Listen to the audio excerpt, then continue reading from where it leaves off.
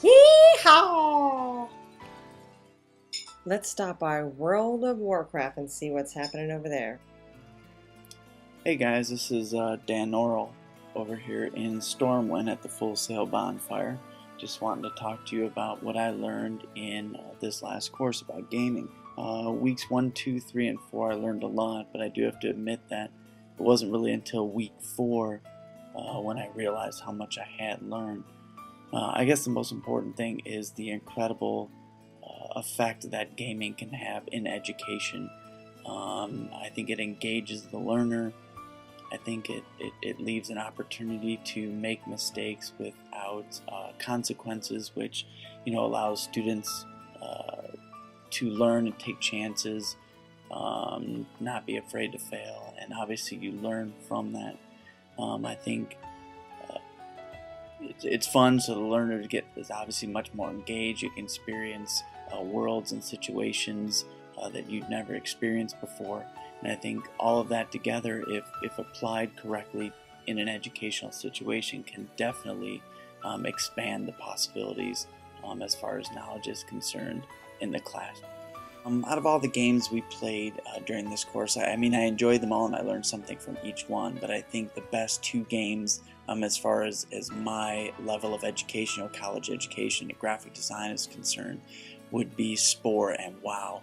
Again, I am a college graphic design instructor, and both Spore and WoW lean to the more creative, special effect, graphic design type individuals, and I think that will work really well in my class. That's a great question, a difficult question. Obviously, I want to do that.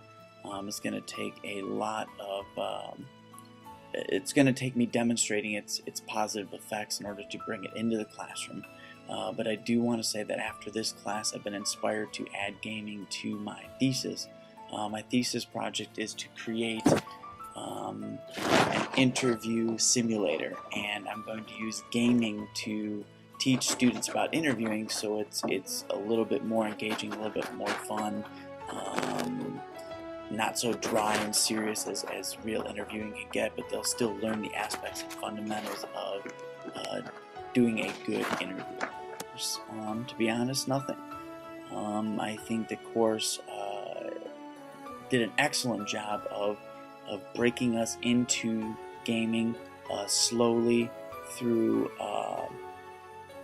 the first thing we did where we were role-playing into some of the games like RuneScape that were a little bit easier, Quest Atlantis, better graphics, but again a little bit easier to understand, moving into Spore, and then finally WoW. I think it was a great transition from the simpler games to the more difficult games, and it gave me a great overall understanding of gaming and its impact on education.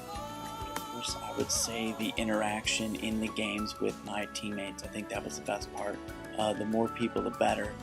Everyone has different talents, different expertise. They know different things about the game, and together you are more powerful than alone.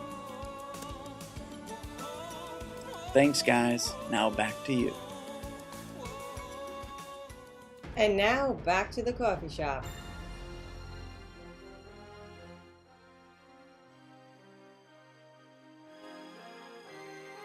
I learned quite a bit this month about gaming and education.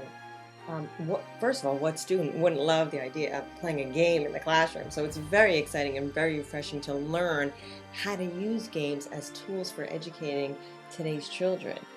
There's so much we learned from the various games that we played this month. In Dungeons and Dragons, we learned about role playing, and there's a lot of creative writing involved and thinking on your feet and team building going on there. In RuneScape, that was a little slower for me. I wandered around and killed some chickens, and it wasn't as much fun. Spore was an absolute blast. I love the artistic side of creating the character, and there's so many permutations, so many different ways to build that character, which is a great tool for learning right there. And it was very fun with the sound effects that went along with it. The Quest Atlantis, there's just so many possibilities in Quest Atlantis. It's really got the curriculum, it's entertaining, it's got the social values, which I really, really appreciated.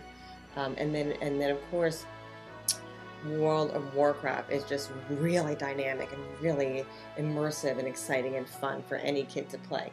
And there's quite a bit of learning there too, as far as team building and going on quests and solving things and moving up levels. And you learn a lot about life in that game.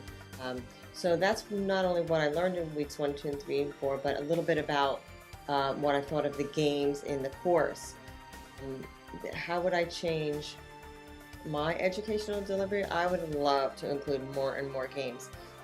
The thing that I do is I tend to go overboard and make things a little bit too large and put too much into it to the point where, it becomes an entire production and takes over my life. So for me, I have to learn how to scale down and do little games at a time, or use a larger game that you bring in piece by piece into the classroom.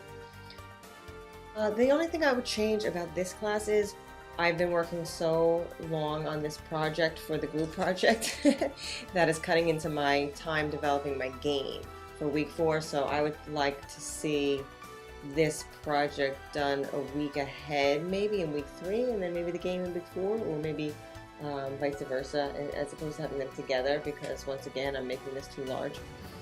My favorite part of the course, honestly, I think it really was Dungeons and Dragons. I really got a kick out of that role playing. I felt like we were acting and we were learning on our feet and making things up on our feet. And whether I did horribly or not, it was a safe environment to learn. And I think that's how everyone felt about it. And that was really, really great. Thanks, guys. Now back to you. And the game's over. Actually, it's only just begun.